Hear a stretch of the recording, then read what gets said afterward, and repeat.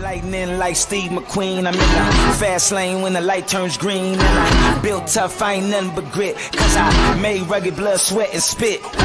Yeah, like a horse I fly. Better push yourself in for a bumpy ride. I like to play hard, but I work harder. And I weather the storm cause I'm built stronger. What is up, ladies and gentlemen? We are back. We are live. It is a Freight Coach Podcast, the top podcast in transportation, coming to you guys every single weekday, 8:30 a.m. Pacific, 10:30 Central, to break down some industry headlines.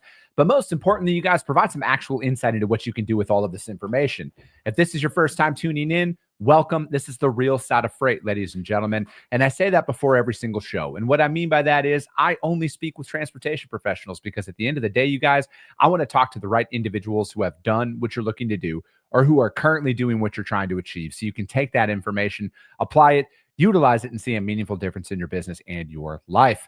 All right, you guys, we're just going to jump right in. I got a very special guest for you guys here today. He's been on the show in the past, but they're literally everywhere. And you know, I have a ton of respect for him and his team because they're out there, they're hustling, they are building. And I love talking to individuals like this because it takes a certain personality and certain grit to get something off the ground and running. So with that being said, I got my friend Jesse Buckingham with Vuma back on the show. Jesse, thank you so much for joining me. What's going on, Chris? Thanks for having me back. It's good to be here. No, man, it's great. It's great to have you here. And, you know, it was funny.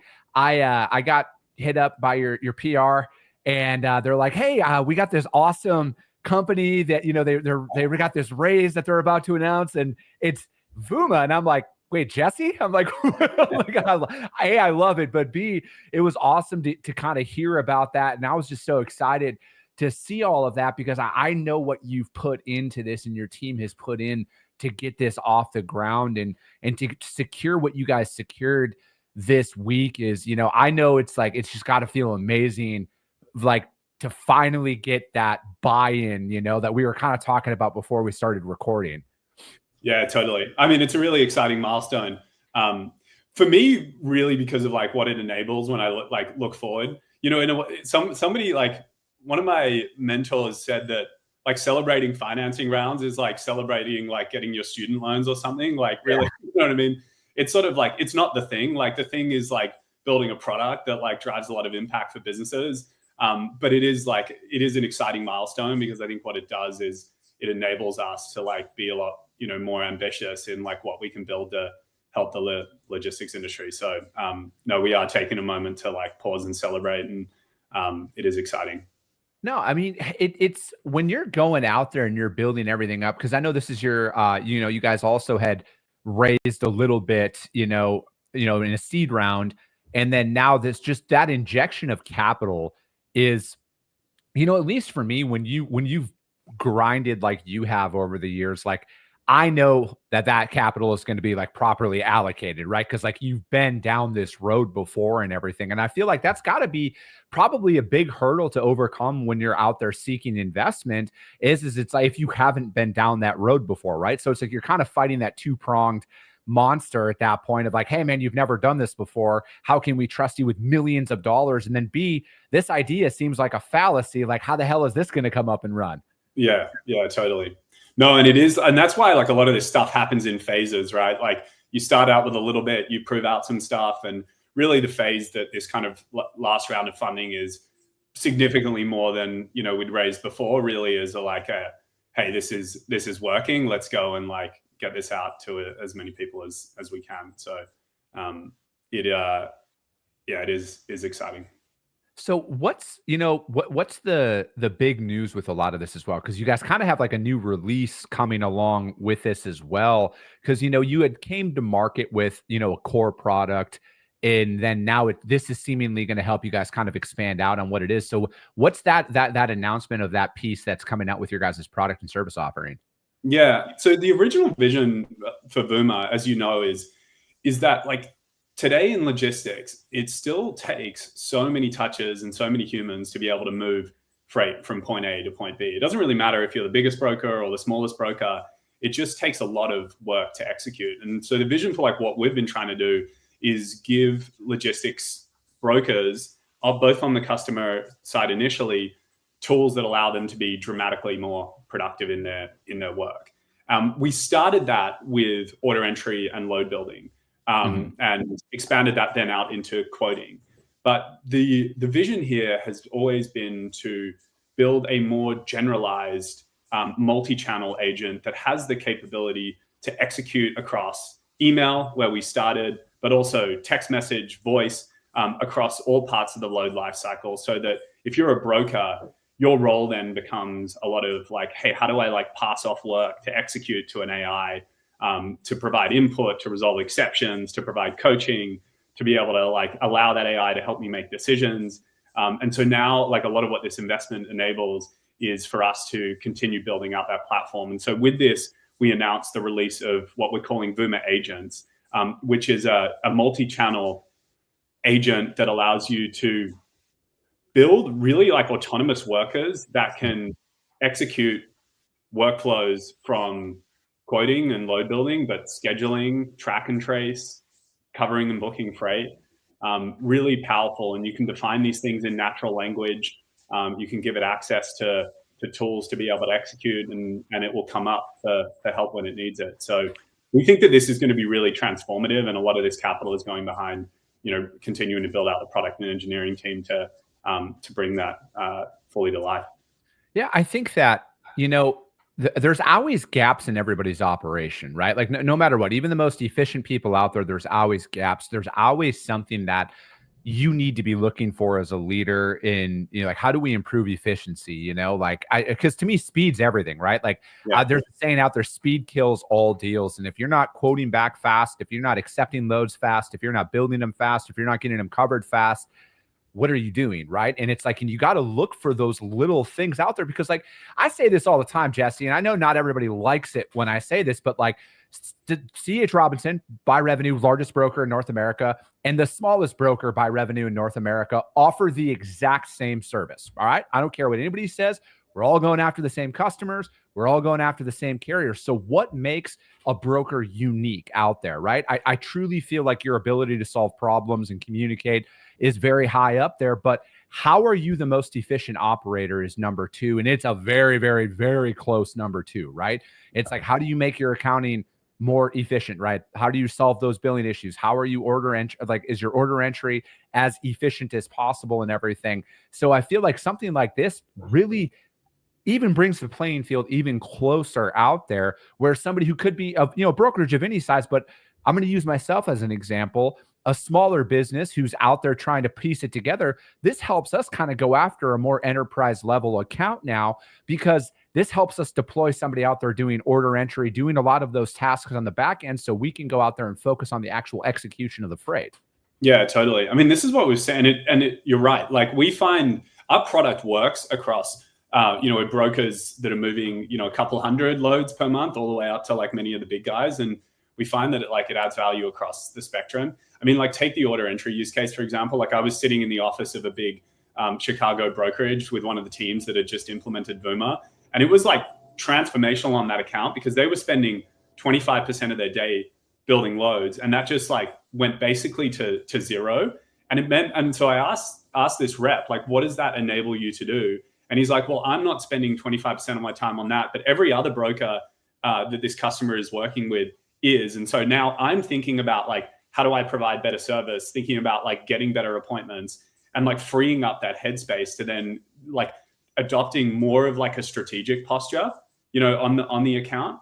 Whereas if you're just caught in the knife fight the entire time, it's really hard to do that. So if your like goal is to provide really good service, a lot of which I think like is critical. Like, I think the relationships really matter here. I don't think these things are at odds, right? Like, it's more about like, how do you get that stuff off your plate so that you actually have the headspace in order to be able to focus on that stuff.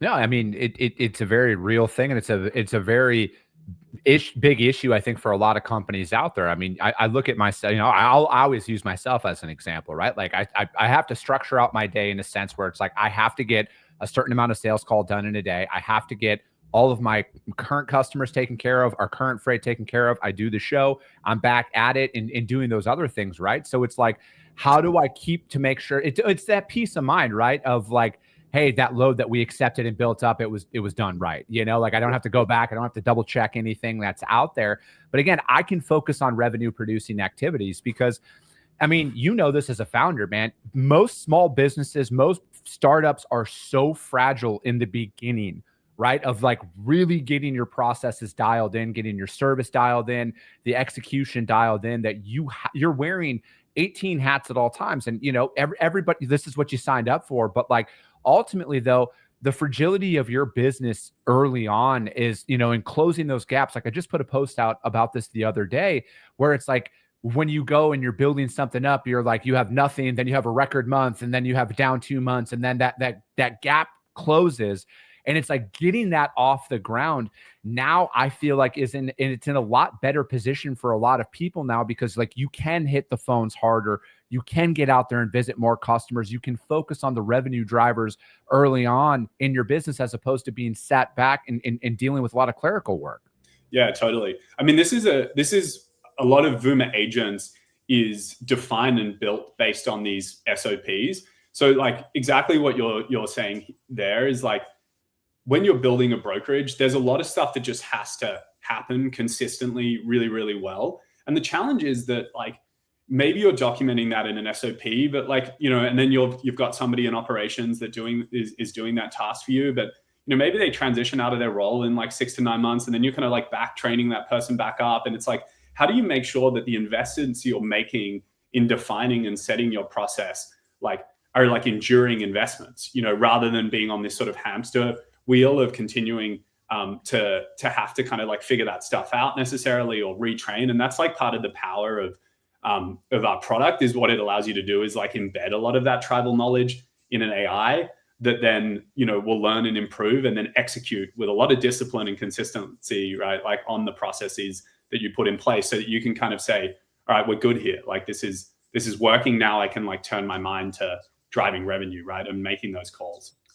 Are you able to use this product to help train maybe your new hires, right? Who are coming in? Because I feel like training and development is something that I don't want to say people overlook, but I don't think a lot of people have all the time in the world to give, a new hire 2 full classroom weeks of training and everything else. And, I was talking to an individual yesterday, and she was explaining, she's like, yeah, we had a process for everything. Like, how do I change the ink on the copier style like everything was documented?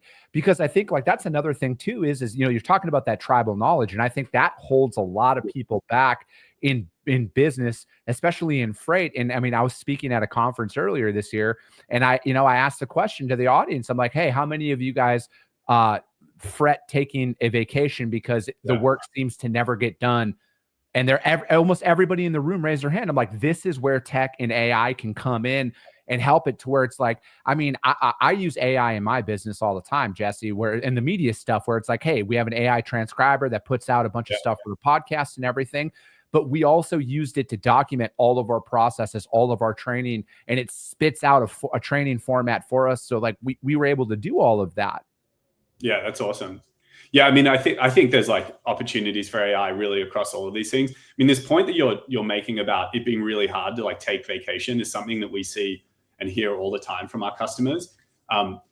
Like, because they're able to leave, and then the instruction to somebody else is like, hey, forward these like loads to Vuma, or just like hit create quote through Vuma. And like, and they've already done the training on the AI. So like they're the ones, so they can like step out and somebody else can like step in.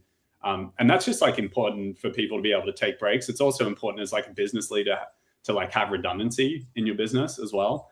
But I do think that there's also a lot of exciting opportunities for like separate products that are in the market to like help train reps on phone calls, et cetera, as well. That's not a focus area of ours, but I think is an exciting space. No, I agree, man. And I think that, this is where you're able to really go out there and, because it's like, to me, it's like, how do you take those next steps without, having to take out a loan or something like that to hire people and everything else? And, because like that's something that I think about a lot is it's like, hey, I want to grow, I want to scale, but we don't have the revenue to justify bringing on 4 or 5 sales reps, right? Or go out there, we don't want to take out a line of credit or use our line of credit at the bank to go out there and do that, because like, if it doesn't pan out for 90 days, like we're out money, and is that going to put you out of business and stuff like that? So it's like, to me, this is where this is where I'm the most excited about a lot of these tools that are coming out, right? Is because I think it helps a lot of small to mid-sized companies, or companies of any size for that matter, to grow and scale at a more rapid pace if they're able to do it without, possibly not having them work out. Yeah. I mean, we hear this all the time from our customers. Like, we have a customer that implemented Vuma initially on the load building side, and they think that they just look at it in terms of like, they're a growing business. They're not trying to like, they want to like double, triple revenue over the next few years. And they've been able to push out their hiring curve very substantially, because now they're able to look at like, okay, we can do this many loads like per head. Now with Vuma, we don't need to make that hire now for 6, maybe 12 months.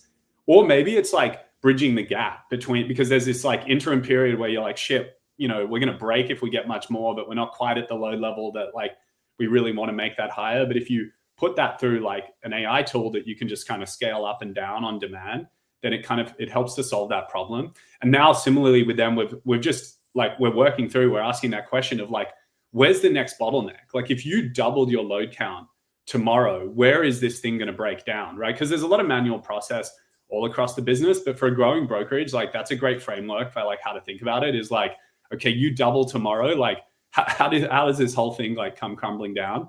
And so now for them, we're like shifting out to like now unlock scheduling automation, right? And we'll do POD retrievals and track and trace automation from there. So I think you're exactly right. Like, a lot of this is like, hey, how do I keep scaling without like, but being able to make those hires when I've got real conviction that they're going to like have a high return for the business. No, that's exactly it. I mean, I was just talking about this the other day on the show, Jesse, is when you're out there trying to develop your book of business as a freight broker, being very aware of like who you're going after and the level of customer that you're going after, because like, say they onboarded you, but their requirement is you need to move 500 loads a day for them, was my hypothetical example. Can your team actually execute upon that, right? And if they can't, you need to go back to the drawing board about who you're going after. But say you're pushing across the goal line for one of your prospects, and they're like, hey, we want to do this. We're publishing this RFP, even if it's only 100 loads a month, for example. Can your team do that? Are you able to do that? And now it's like with something like this, that makes it an emphatic yes, in my opinion, where you have somebody who's out there where it's like, just breaking it down, you have a sales rep and a carrier sales rep. You're each doing 20 loads a day, in total at that point. And then you have somebody behind the scenes who's POD retrieval, who's making sure that the operations are going on. So now you can pack a larger punch as a broker and not potentially break the bank, but this also helps you set up your cash reserves for the future then. So as you're going to go out there and scale at that point, and then you have the money in the bank to pay for that salary for 6 months or 12 months or whatever it is. I think it helps you actually save in the long term, in the short term, to be able to pack a larger punch out there in the market when it comes to hiring and who you're going to go after from a customer acquisition strategy. Yeah, fully agree. And it allows you to, make those like investments in folks that are going to help like drive revenue in the business, right? And grow the business. And I think that's exactly right. So what's it like? I kind of want to shift focus a little bit, because I feel like, you guys, and then there was a Happy Robot, I think, announced this week that they had raised money. And I know that this is probably something a lot of people think about, right, as they're going out there. And I want to kind of shift this to like those startup founders who are kind of in the initial phases. What do you like after you've gone through this now, Jesse? How could you set somebody up for like to go about this differently now? Like, what did you learn in this process to where it's like, hey, if we ever go back out and search for funding again or whatever that looks like, this is what we would do differently?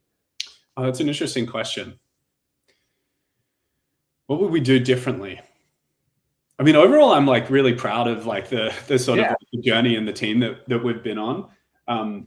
Because I think the framework that I would encourage folks to think about, it's definitely the framework we've adopted here, is that like in an industry like logistics, we believe that the like relationships and trust that you build with your early customers in the industry really matters. And so like, a lot of it was starting out making commitments to customers and then doing everything that we like possibly can to make those to deliver on those commitments and to like make our customers excited and deliver a ton of value in their business so that they're excited to like tell other brokers in the like industry about us and to be able to like want to partner with us as we expand out, because, you know, we started with these initial, we call them kind of like wedge products to solve specific pain points, which allows you to like get in and deliver value quickly to folks. And then you build like trust and credibility that your like team is one that is going to be like a really good partner for the long term, and then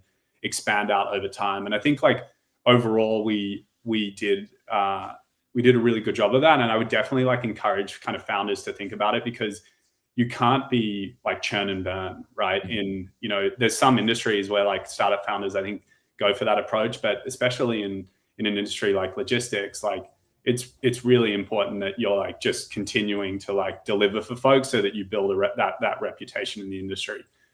So I think that's a big one. The other thing that I think is kind of interesting is the speed that AI is evolving. Yeah.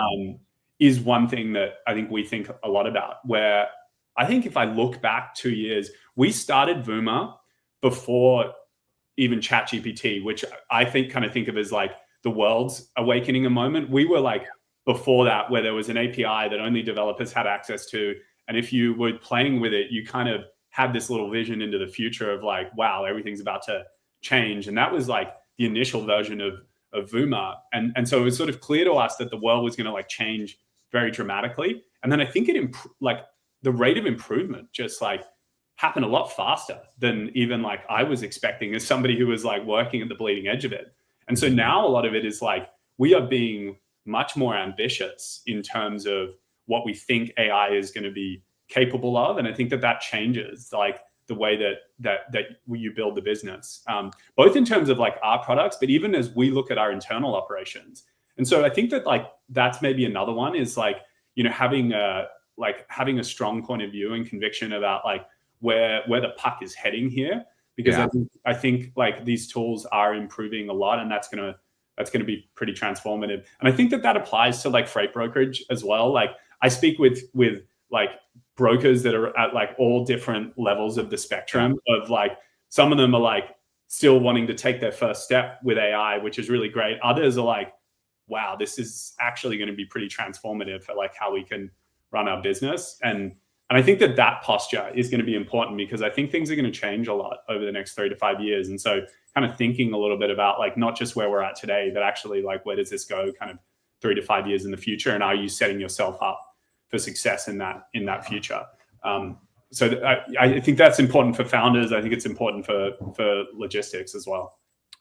I think there is a lot of naive people in this industry who don't think that technology and AI is going to make a real mark inside of freight brokerage in particular.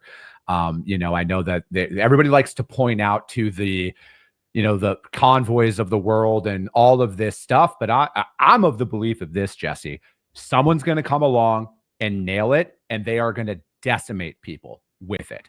They truly are. I truly feel that way. This is strictly just my opinion. I've said it enough on this show. Someone's going to dial it in. Someone's going to dominate. And if you don't think that your job could be affected by this, you need to pick up a book and read. You need to do a little bit more research on this stuff, because I think the smart companies out there inside of transportation in particular are going to do a leverage both. They're going to leverage that tribal knowledge, that experience that customers still are really asking for, right? They're like, hey, I want to deal with that, but I'm going to leverage the shit out of technology inside of my operations. All right. Cause I'm going to free up all of my time to do those revenue generating activities. All right. I don't need to sit there and type on my keyboard all day long to build a load, to find a PO number or anything like that. I'm going to leverage the shit out of technology to do all of that stuff, so I can make more sales calls, so I could be out in front of as many people as possible, so I can improve my revenue number per seat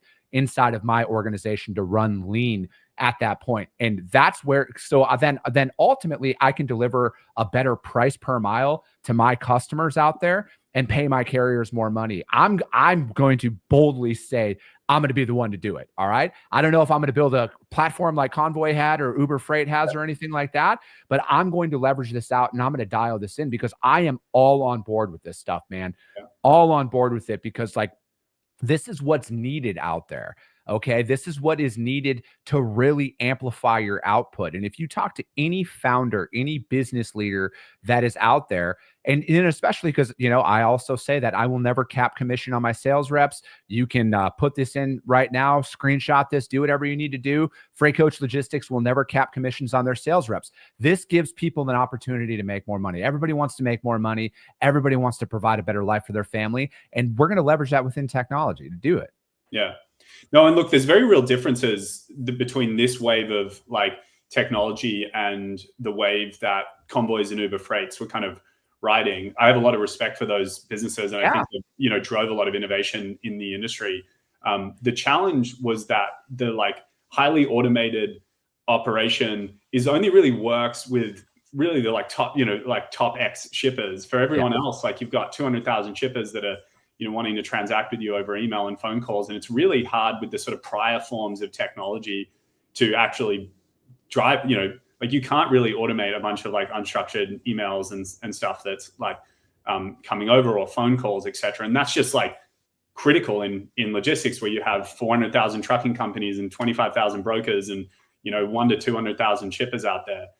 This is quite different because now we have tools that are able to traverse email, phone calls. You're able to build agents that can actually like, start to do all of those pieces that wasn't possible in the prior version of technology when sort of like Convoy and Uber Freight came along. So I like fully agree. Like I think there's two things that are going to happen: is the businesses that adopt this and implement it effectively will be able to operate at like dramatically higher loads per head over time. And then the individuals within businesses that figure out how to use AI to their own advantage are going to earn a lot more and are going to like crush it because their productivity is going to be that much higher.